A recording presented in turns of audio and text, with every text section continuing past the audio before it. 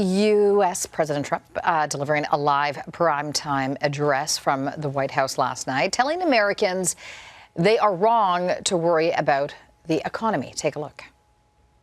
11 months ago, I inherited a mess, and I'm fixing it. But now you have a president who fights for the law-abiding, hardworking people of our country, the ones who make this nation run, who make this nation work. And after just 1 year, we have achieved more than anyone could have imagined. With more on last night's address, Global's Reggie Cicchini joins us from Washington. Reggie, what else did the president have to say, and what is being made of the timing of this address? Oh, Carol and Jeff, look, there are a couple of things at play here right now, at least in terms of timing. Number one, there is a significant amount of infighting in the Republican Party, at least on the House side, and we're heading into midterm season.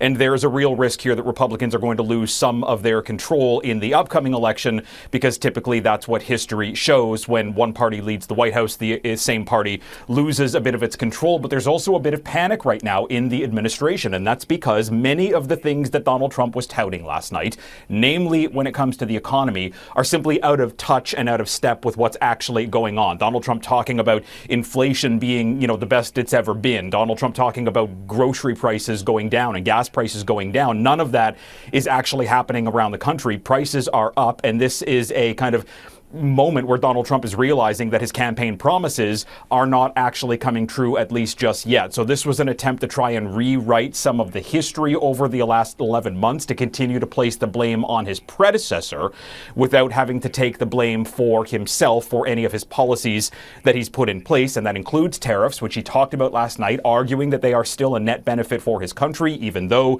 that is still to be proven, A, in the data and also by the U.S. Supreme Court. So this was something that he and his closest advisors argue was necessary to get out there to the public. It'll be a question, though, as to what the public actually has to say about it over the rest of the day and in the days to come. You bet. All right. Also making headlines this morning, Reggie, are these new plaques that appear below the pictures of former presidents on the Presidential Walk of Fame. And we understand some of these inscriptions are not all that flattering and may have been written by Donald Trump himself.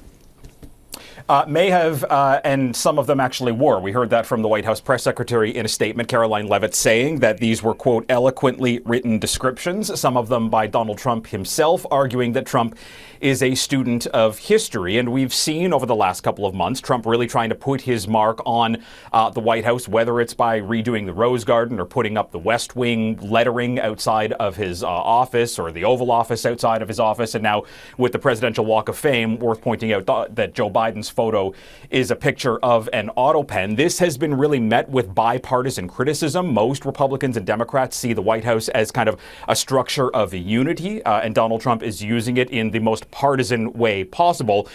Under Joe Biden's plaque, it talks about sleepy Joe Biden being, quote, the worst president in American history. Under Obama's plaque, it uses his middle name and says that he was one of the most divisive political figures in American history. And it's worth pointing out here, guys, that it is usually others that determine the history of a president, not the president themselves.